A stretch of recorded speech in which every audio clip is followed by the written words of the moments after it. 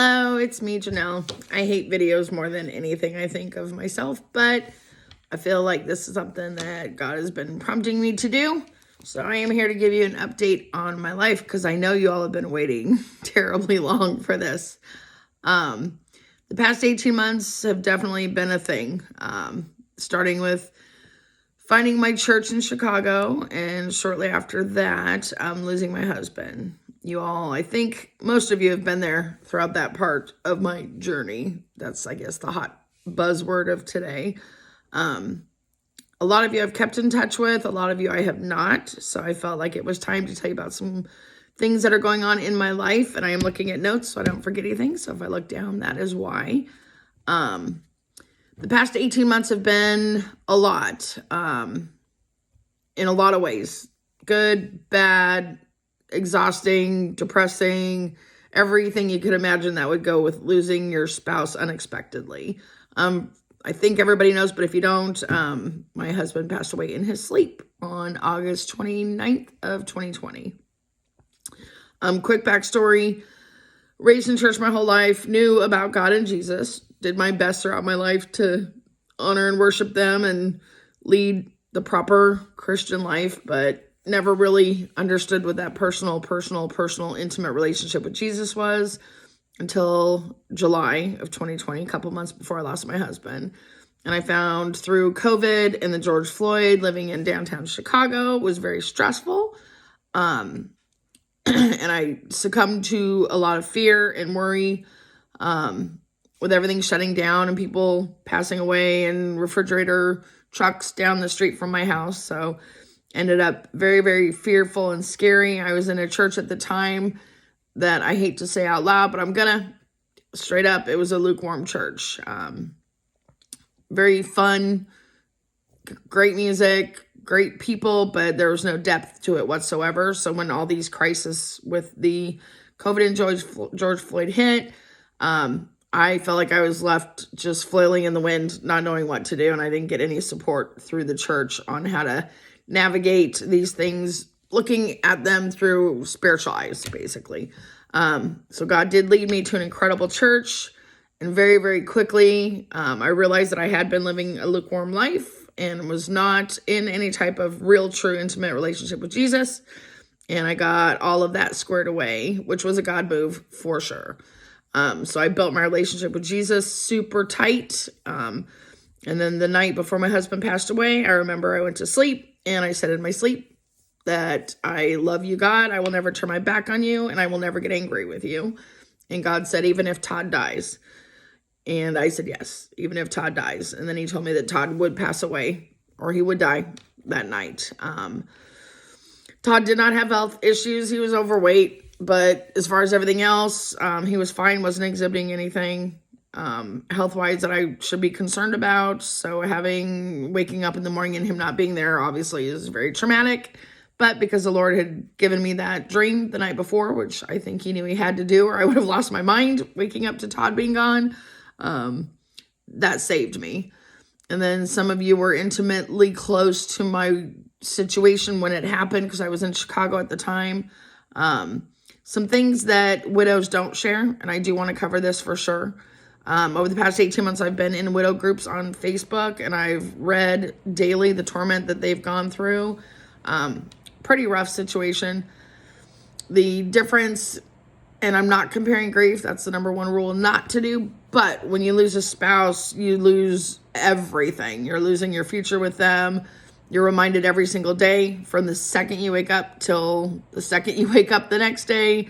The loss is there everywhere you look, everywhere you turn. Whether it's in your kitchen, seeing tools you use to make them dinner, trying to go to a grocery store. That didn't happen for a long time because going there, even I'd see the stuff that I'd get for him.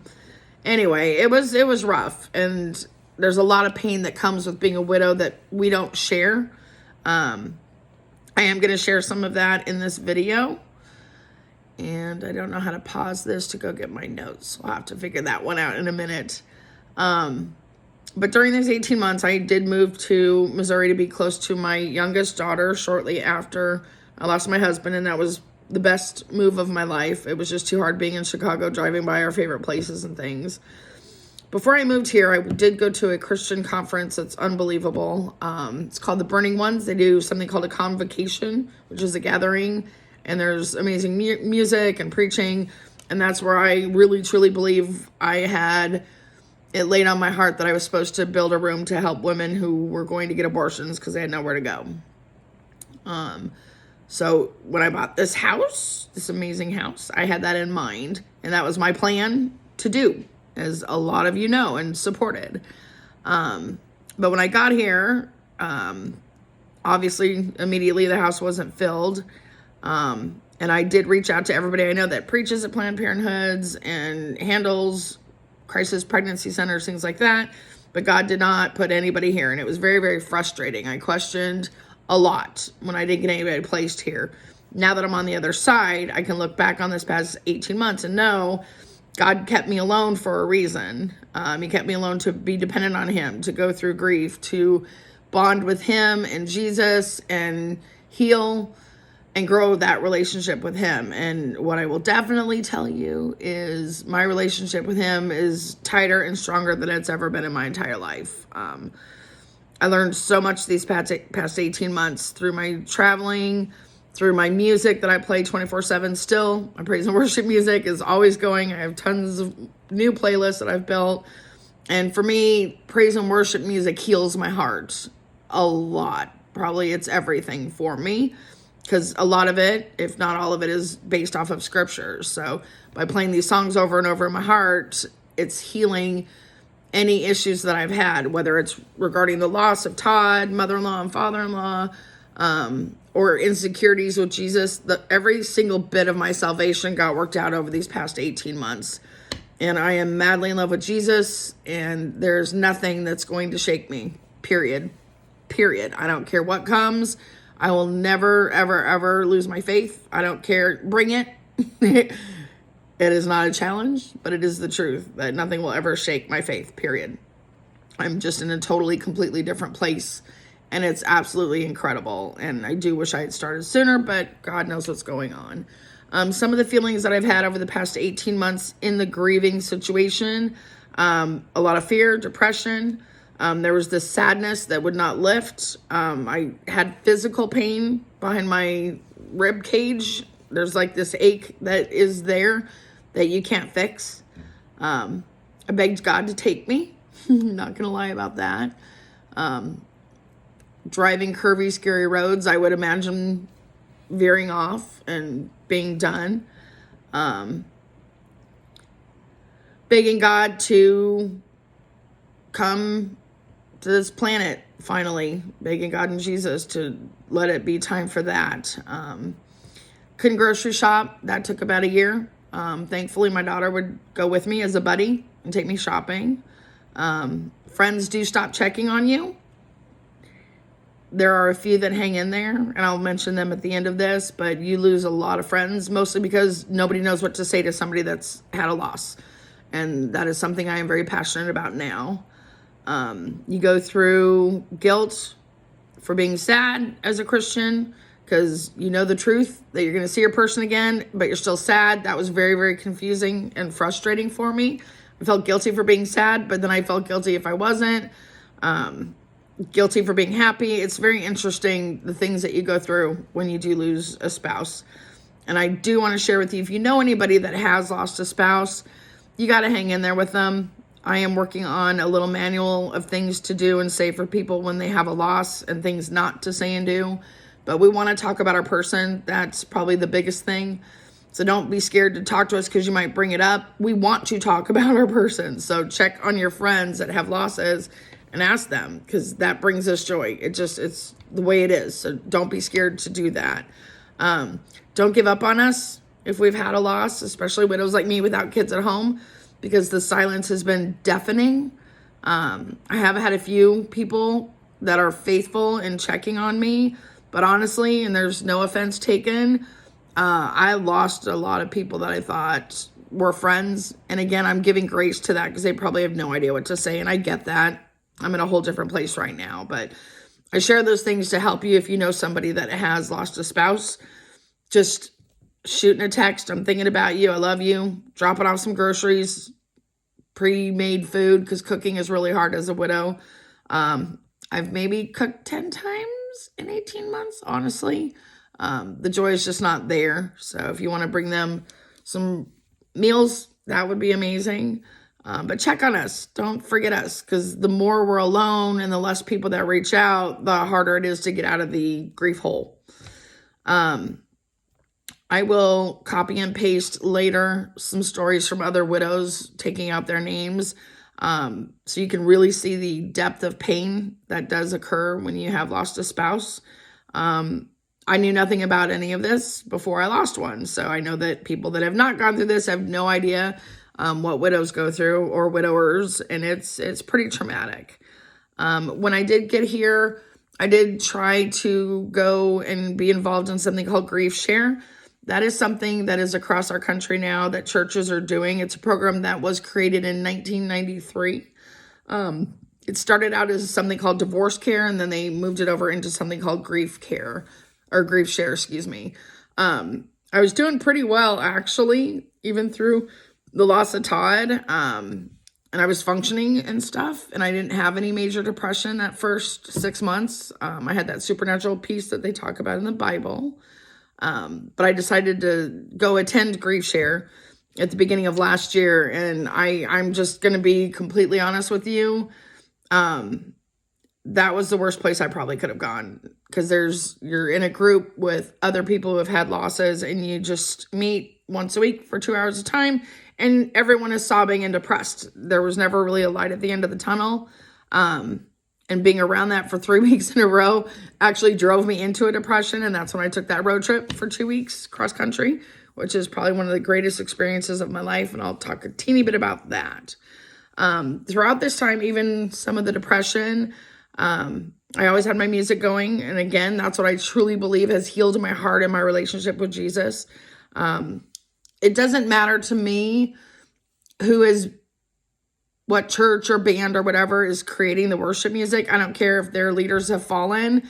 I have truly come to the belief that all praise and worship music and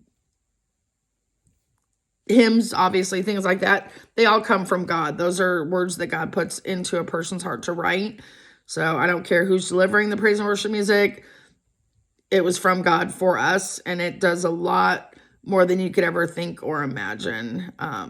Never needed any medication for depression or anything like that, but that music literally saved my life, healed my heart, and brought me into the deepest relationship with Jesus that I could have ever wanted.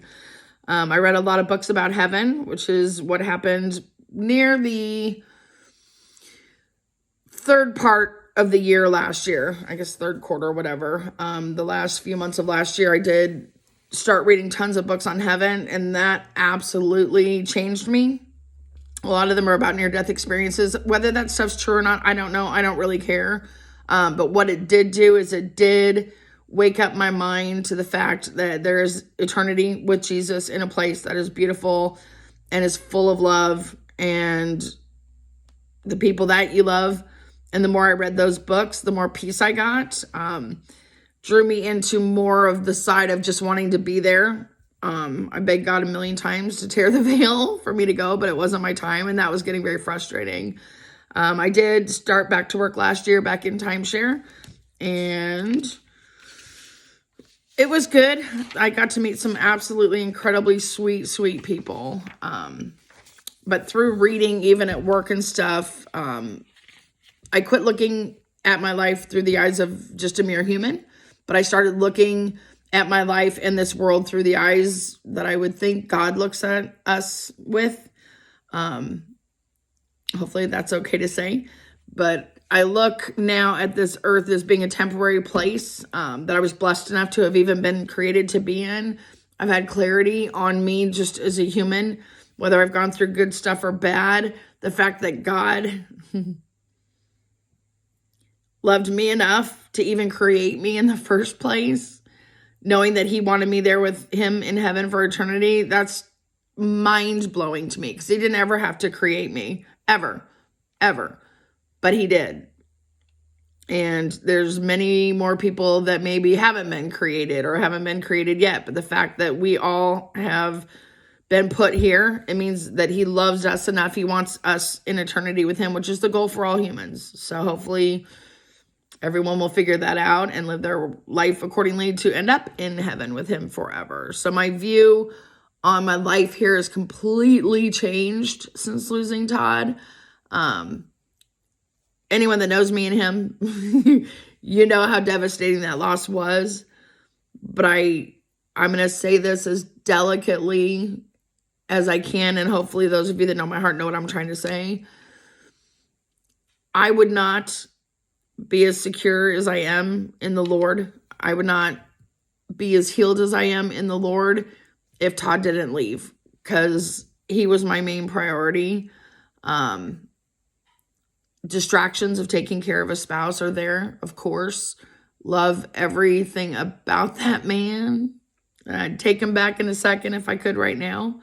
But his moving to heaven propelled me into a brand new life where I am completely secure in my life with Jesus, which I would not trade for anything.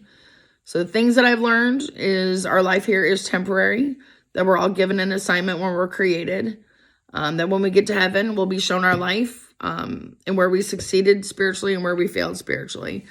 And in seeing all of that and learning that stuff, again, it's changed my whole outlook, and I have no fear. I look at things very, very differently, peacefully, with hope. I didn't want to continue living. I'm not going to lie about that.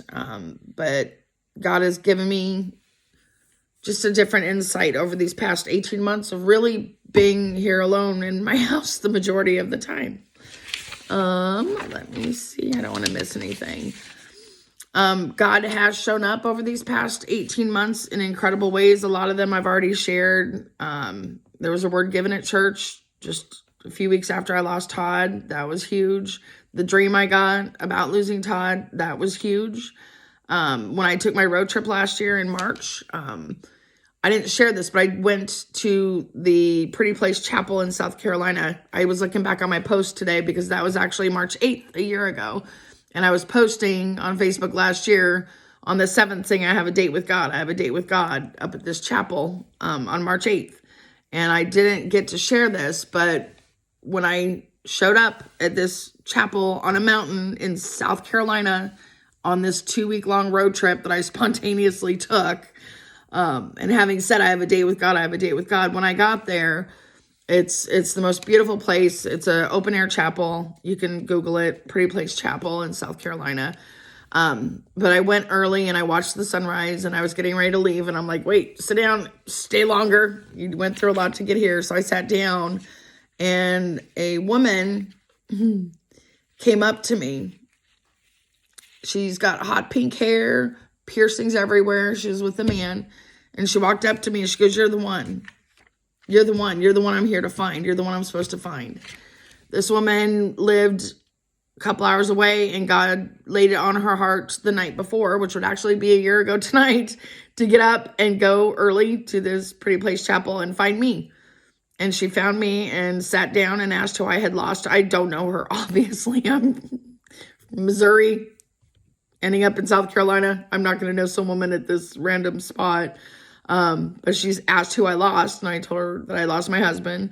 And she prayed for me and did a word over me about number 8 for March 8th being the number of new beginnings and fresh starts. And it was just, what's amazing to me is the miracle of that, because for me to find this place, my daughter found it for me, but for me to start a weekend in Eureka Springs, Arkansas, and end up in South Carolina a week and a half later on a random day, and to have some woman come up and say that she was looking for me, that God told her to find me.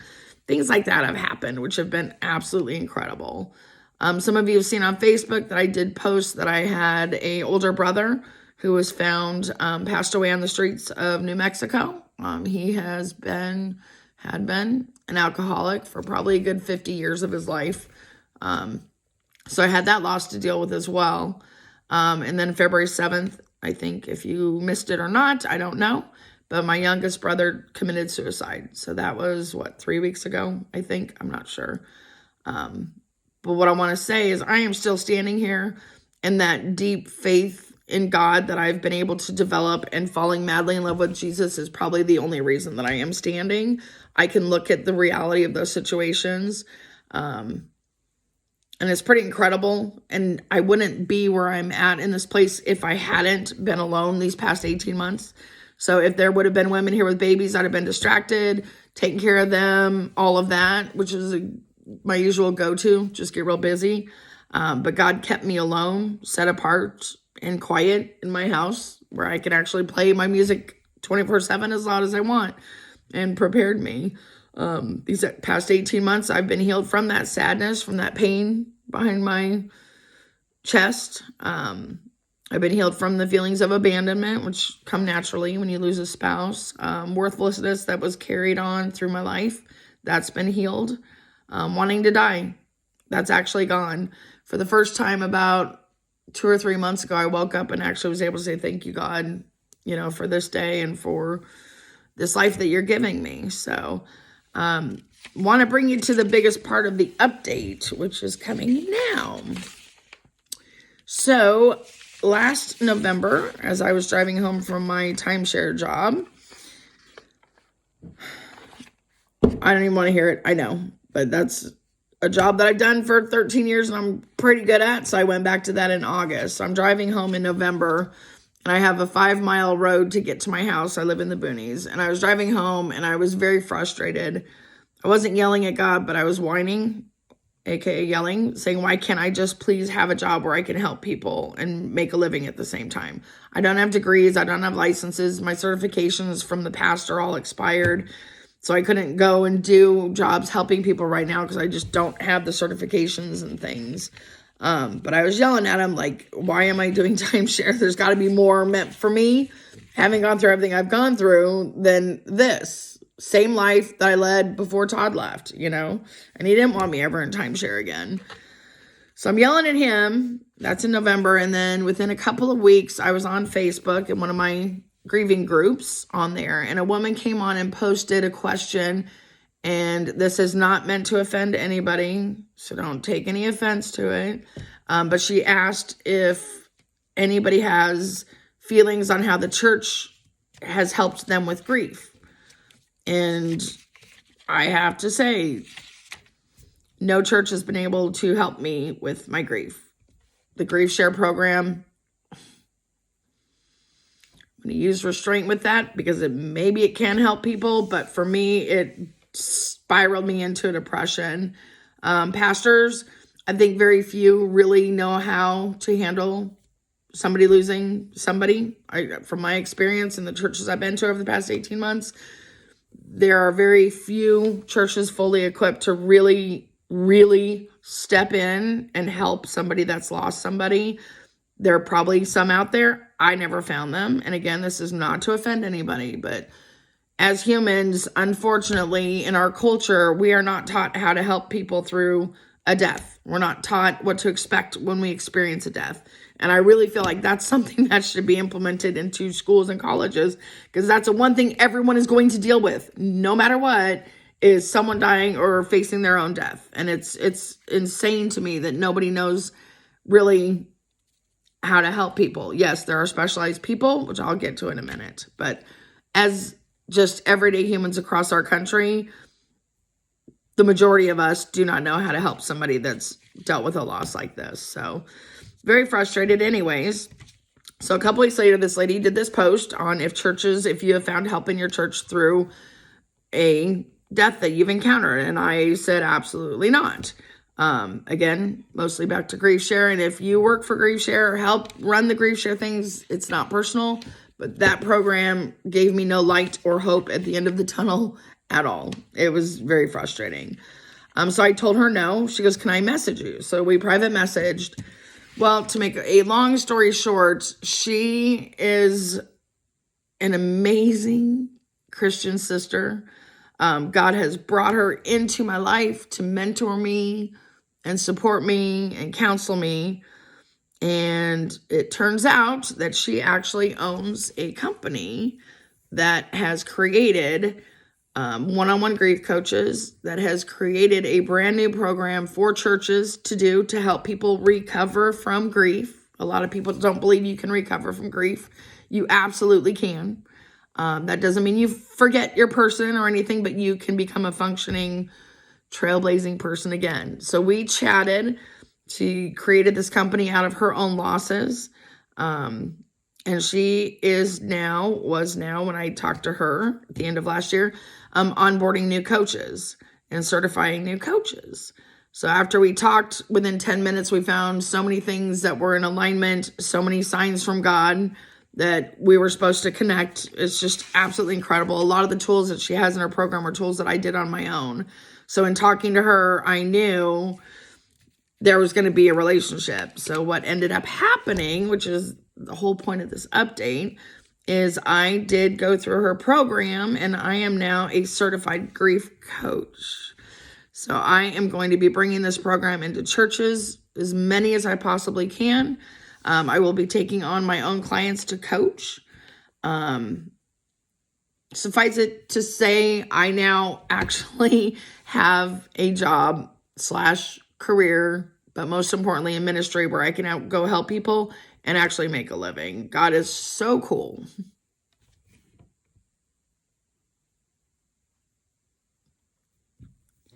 Sorry, I think I've done pretty good. God is so cool. I say that often, and you've probably seen it on my Facebook posts. He has given me a career where I can help people and make a living and change lives and show people that God didn't take their person from them. He didn't do this to them, and help set people free from the heaviness of grief. I am so excited. I can't stand it. I'm able to actually bring all the skills that I've acquired throughout my life that God prepared me for to this job. I'm helping her work out some things with sales, which builds my self-esteem. I've made a friend and a mentor through this, which is incredible. But her name is Kelly, and I'm going to put a link to our stuff in the comments.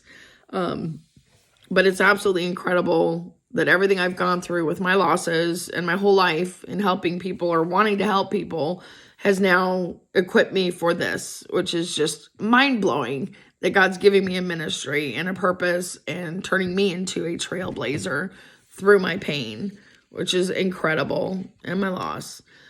So I get to bring this into churches. It's an incredible program that gives you a light at the end of the tunnel. It's a 10-week course, biblically based, faith-based, to give you freedom from grief. And I am so excited. I can't stand it. So Kelly, about 4 weeks ago, did an interview with a woman that works with people that are passing away. And it's actually called End of Life Doula. That is actually a job, and there is certifications for that. And what those people do is they go out and they work with families, whether it's 2 weeks or 6 months, and clients who are on their deathbeds, and help get them prepared for their end of life situation and support the families through it. And I am starting those classes tomorrow, actually. So I will be certified as an end of life doula, where I'm going to get the privilege to go work with people who are going to be passing away. And I am praying God gives me opportunities to let them know about him and heaven and all of that good stuff. So I'm going to actually have a double career and they fit in perfectly, which is just incredible. So I have found my purpose. I have a calling. I have a ministry I am obsessed with. God has given me a new church that is just unbelievable. My church in Chicago set the bar very high. So trying to find a church like that this past year has been very difficult. Actually, almost 18 months now. But I just found this church about a month ago, and I know it's it. Praying that it's it, but everything they do is just right. I want to mention some people and some things so I don't leave any hurt feelings. If you tried to reach out to me over the past 18 months, I feel like I've responded. If I haven't, I knew that you were going through some stuff and I did not respond. I had to worry about being able to get through every single day and survive without being able to give you advice. So if that happened, I'm sorry.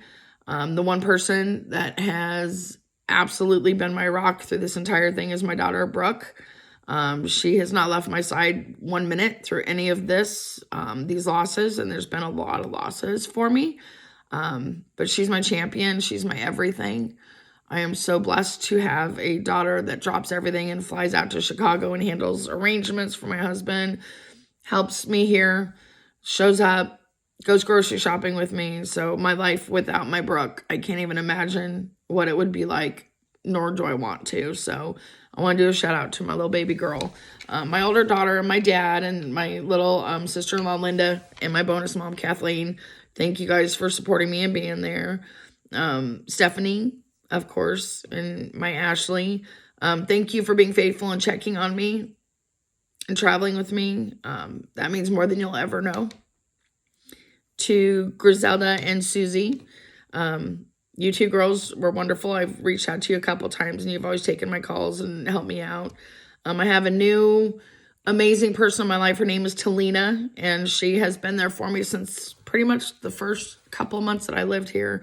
And she's helped me go through all of Todd's things and part with things and help me get organized. She is a godsend. So if you see this, Talina, I want you to know how special and important you are to me. When I went to Florida in January, I don't know if anybody knows this. I didn't get to share a lot, but I knew I needed to go on a trip. I don't know what it was. Well, I know what it was. But I felt this urging to get away and go on a trip. And I had Florida laid on my heart. And Florida is not a place I would ever go. But I went there. And I'm sure y'all saw the pictures. But while I was there, a young boy picked me up from the airport who drove Uber. And I got to witness to him a little bit. And it turns out now that he's just the sweetest thing you've ever met. And he has given his life to Jesus now and calls me every day and shares stories. And he went to church yesterday, I think, for the first time. That's another miracle God did. So I'm very grateful for Vince in my life. Usually I can plant seeds, but I never get to see what happens. So God's given me that little gift of getting to see this seed that I got to plant carry through. Jason Bell, you know, you're amazing. You're a brother for me where my brothers weren't. So I appreciate and love you answering the phone for me whenever I call and working out stuff with the Lord. I appreciate you a lot. Taylor, Bram, girl, not enough words for you. And last but not least is my new sister, Kelly. You have changed my life with this program that you've created and the obedience you've given to God to start this grief company years ago. I believe it is absolutely anointed by God. I cannot wait to see what he does with it. So I'm going to leave you guys with this after this. Oh, it's only a half hour. Not bad. I'm going to leave you with this, the end of the story. God is real. Heaven is real. Jesus is real, and he wants to be your best friend and have you fall in love with him. God literally created you on purpose. He wants to know you and love you and care for you. It's not about our religion, the rules, the theology, being perfect. If you think there's contradictions of the Bible, whatever excuses you feel are keeping you from Jesus or from God, it's just that. They're legit. They're the real deal. They will love you and sustain you and keep you through the hardest times of your life. And that is the only reason I am still standing. These past 8 months have been pretty devastating for me with all the losses. Really rough. But I am here. And I am grateful. And I'm going to do something really special with it. So it's just Jesus. Nothing else. It's just Jesus. Give him a chance, please. So thank you for letting me ramble. I'm going to end this now so you don't fall asleep from boredom. Thank you for listening to my update. I am going to start posting some stuff about my company I'm working with. If your church is interested in getting a new, relevant, updated program for your congregation that are suffering from grief, reach out to me. This program is God-inspired, and I'm so excited, so excited. If you have family or friends that you know need help in the grief department, reach out. We have a bunch of coaches And we want to help people get free from the heaviness of it. And it's possible. I'm living proof. So thank you guys for listening. I love you. If I didn't mention you, I'm really sorry.